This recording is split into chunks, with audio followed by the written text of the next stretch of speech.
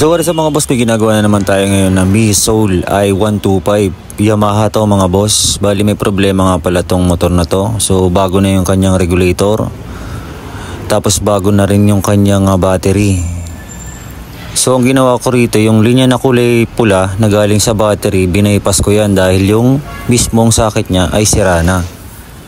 So bagong bago pa lang to mga boss. Bali ayaw niyang kumarga talaga kasi yung charging niya is 12.11. Bali parang voltahe lang yan ng battery. Pag nire-rev ko siya, hindi siya umaangat.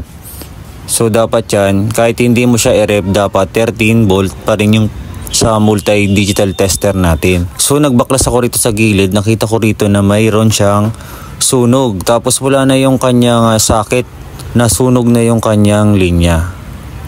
So i-check na lang natin kung ano yung linya na galing mismo dito sa may regulator na linya na puti, kung ito yung kadugtong mismo dun sa nasunog. Para mahanap natin yan, gagamit tayo ng multi-tester. Tapos ililagay natin yan sa continuity. Dapat may buzzer sound dyan para makita natin yung linya niya ay dulot-dulo. Ibig sabihin pag tumunog yan, yung linya na yon ay magkadugtong.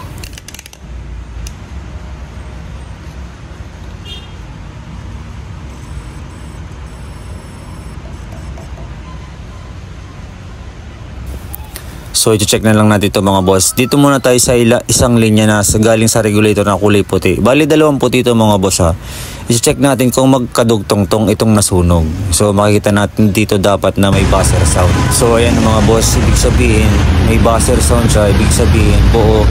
Ito yung linya nung naputol na nasunog. Dito mismo sa regulator papunta dun sa kabila. So i-try na naman natin tong isang linya kung kadugtong tunong sa kabila na nasunog. So hindi na natin ma-check ng maayos yan kasi wala na yung socket. So ito yung kailangan nating gawin. So idudugtong na i-check natin kung magkalinya tong dulot-dulo. So ito nga pala yung kanyang lightning. So pagdating na naman dito sa dulo, ayan, nagkaroon na siya ng buzzer. So ibig sabihin yung linya na naputol na to, magkadugtong siya rito sa may mismong. Bali pagdating dito sa may mismong regulator, iba na yung kulay niya. So ang magiging kulay niya na ay black and white. So pagdating naman dito sa mismong regulator niya, puti naman. So ginawan ko na lang to ng bagong linya. Ayan. So pagdating naman dito sa may mismong harness, kulay brown na yung supply niya. So okay na to mga boss. Tapos check na natin yung charging nito. Pag nirev natin to, dapat aangat siya ng 13 volts.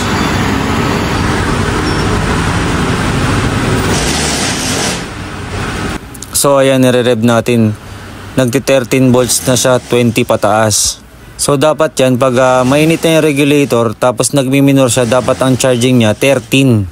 So stable na dapat siya ng 13. So ganun dapat ang charging niya. So okay na to mga boss. So i-double check na lang natin tong mga wirings dito. So ito nga pala yung regulator niya oh. Bali umiinit na siya. So sinyalis siya okay goods na yung kanyang charging. So umiinit na yung kanyang regulator.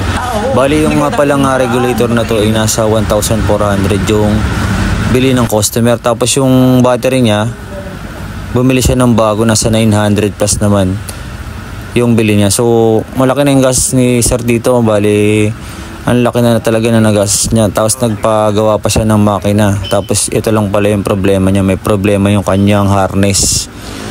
So isasara na lang natin tong motor na to. Tapos ito nga pala yung check engine niya. Kaya naka-check engine naman to dahil yung speedometer sensor niya is wala na. So andito sa may gulong ay makikita natin dito na wala na, naka-bypass na siya. Kaya laging umiilaw yung kanyang check engine. So ito na yung charging ng motor oh. Hindi pa natin nire-rev yan pero 13 pataas na yung voltage niya. Hindi pa tayo nag-rev. So okay goods na to. Tapos ito na yung wiring na ginawa natin. So nilinis na natin yan. Nilagyan natin ng tube. Tapos ang sabi ni sir, kung sakaling babalik siya, magpapapalit siya ng bagong harness. Kasi ayaw niya talaga na may putol yung mga wire niya kasi pwedeng masunog yung wire. So ganito naman mag-check ng lighting, yung dalawang puti na to sa may socket.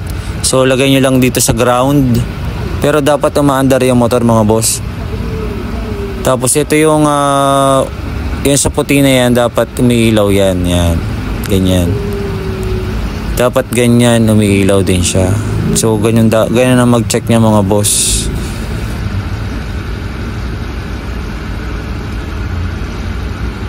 Tapos okay goods na to, ibabalik na lang natin yung mga tinanggal natin dito mga boss.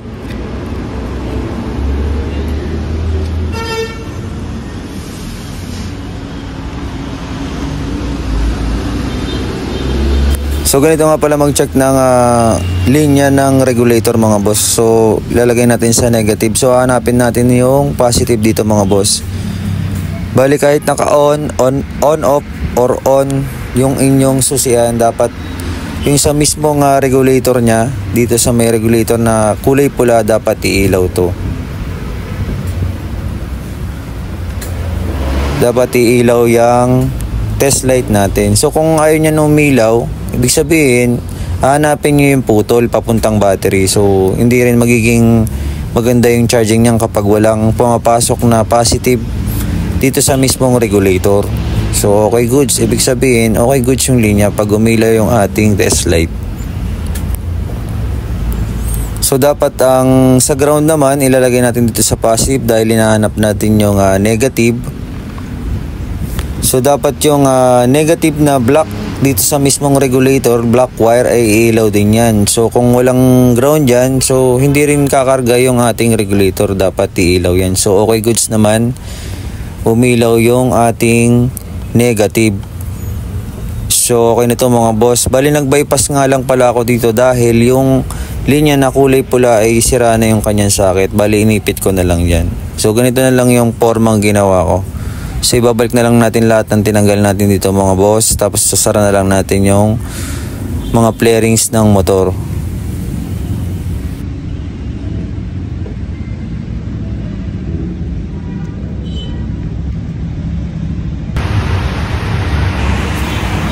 So testing na lang natin ito mga boss. So okay na, one click na yung motor ni sir. So okay na talaga yung charging niya. So hindi pa natin nire-rev, nagte 13 volt pataas na yung kanyang charging ng regulator. So okay goods na to. So hanggang dito na ang video natin mga boss. Thank you and goodbye. Huwag niyo sanang kalimutang i-like ang ating munting video. Hanggang sa muli mga boss. Thank you.